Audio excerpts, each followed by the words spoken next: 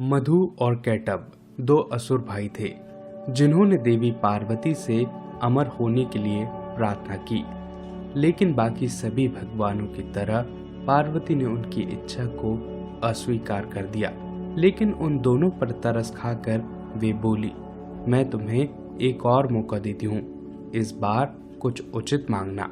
दोनों भाइयों ने एक दूसरे की ओर देखा। ऐसी स्थिति में हम अपनी मर्जी के समय पर मरना चाहते हैं, उन्होंने बड़ी ही चतुराई से कहा।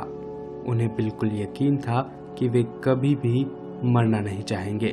पार्वती मुस्कुराई और उन्होंने कहा, तथास्तु, ऐसा ही होगा। बाकी सभी सत्ता के भूखे असुरों की तरह दोनों भाई जल्द ही दुष्ट और असहनीय हो गए। वे जो कुछ भी चाहते थे उसे जब्त कर लेते थे और जिसने भी उन्हें रोकने की कोशिश की उसे उन्होंने मौत के घाट उतार दिया। एक दिन वे ब्रह्मा से मिलने गए। भगवान अपने कमल के ऊपर एक ऊंचे स्थान पर बैठे थे और अपनी अगली रचना को तराशने में व्यस्त थे। ब्रह्मा को इतना ऊंचा बैठा देख दोनों भाइयों को चिढ़ होने लगी। नीचे आओ बूढ़े आदमी, उन्होंने ब्रह्मा को जोर से कहा। उस ऊंचे स्थान पर केवल ताकतवर और मानसिक दृढ़ता वाले लोग ही बैठ सकते हैं, जैसे कि हम। अगर तुम उस स्थान पर बने रहना चाहते हो तो आओ हमसे युद्ध करो। अब नीचे आओ, हम तैयार हैं। ब्रह्मा जानते थे कि वह युद्ध करके कभी नहीं जीत सकते थे, इसलिए वह वहां से भाग गए।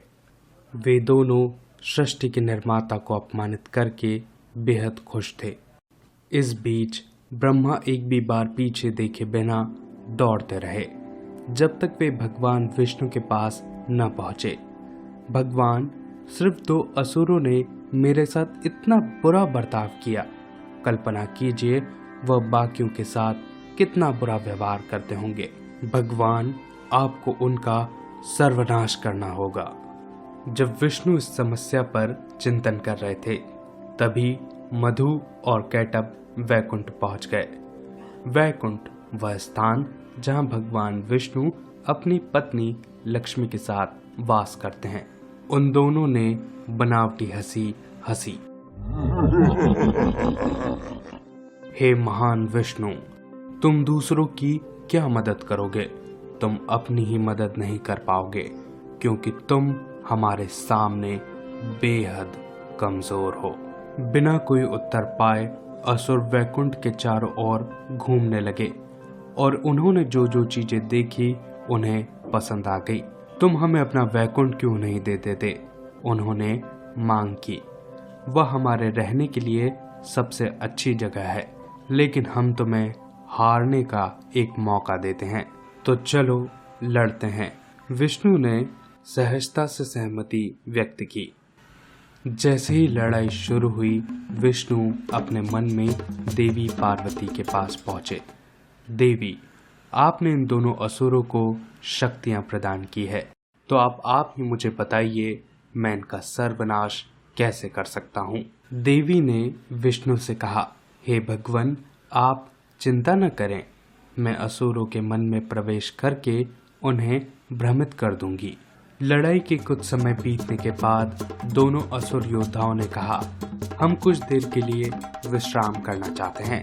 उन्होंने विष्णु से पूछा, कुछ देर विश्राम करने के बाद हम फिर से लड़ाई जारी रखेंगे। बेशक हमें आराम करना चाहिए।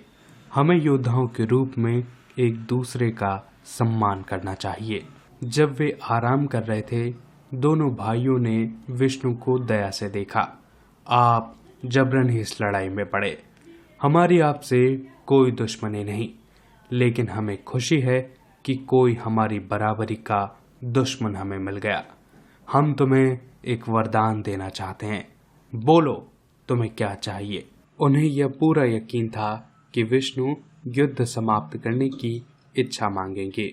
विष्णु ने तुरंत महसूस किया कि यह पार्वती का काम था। वह जानते थे कि उन्हें क्या करना चाहिए। आप दोनों सम्मानीय योद्धा हैं और आपने जो वरदान दिया मैं उसके लिए आपका आभारी हूँ। मेरी यह इच्छा है कि तुम दोनों मेरे हाथों से नष्ट हो जाओ, विष्णु ने कहा।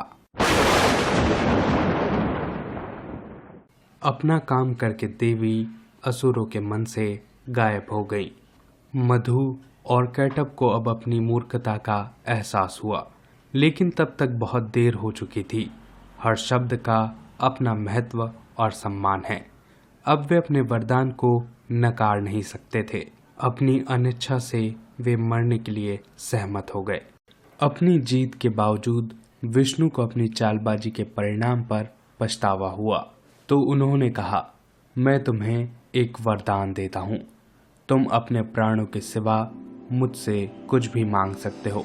वे बोले, हे प्रभु, हमारी मृत्यु के बाद हम अपने लिए एक एक मंदिर के निर्माण की कामना करते हैं। क्योंकि हम देवी पार्वती के सबसे बड़े भक्त हैं, इसलिए हमारी ये विनती है कि हमारे मंदिर में ईश्वर लिंग विराजमान हो। विष्णु ने सर हिलाया और उन्हें अपने सुदर्शन चक्र से मार डाला। बाद में मधुकेश्वर मंदिर उसी स्थान पर बनाया गया जहां वर्धा नदी के तट पर असुरों की मृत्यु हुई थी, और कैटम्बेश्वर मंदिर भी वहीं पास में ही बनाया गया। आज प्रत्येक मंदिर में शिवलिंग विराजमान है। आज यह दोनों मंदिर कर्नाटक से लगभग 20 किलोमीटर की दूरी पर स्थित हैं। बनवासी में मधुकेश्वर मंदिर है, तो कैटम्बेश्वर मंदिर कोटपुरा में अवस्थित है। दोस्तों, आशा करता हूँ कि आपको यह कहानी अच्छी लगी होगी। ऐसी और कहानियाँ सुनना चाहते हैं तो चैनल को सब्सक्राइब कीजिए।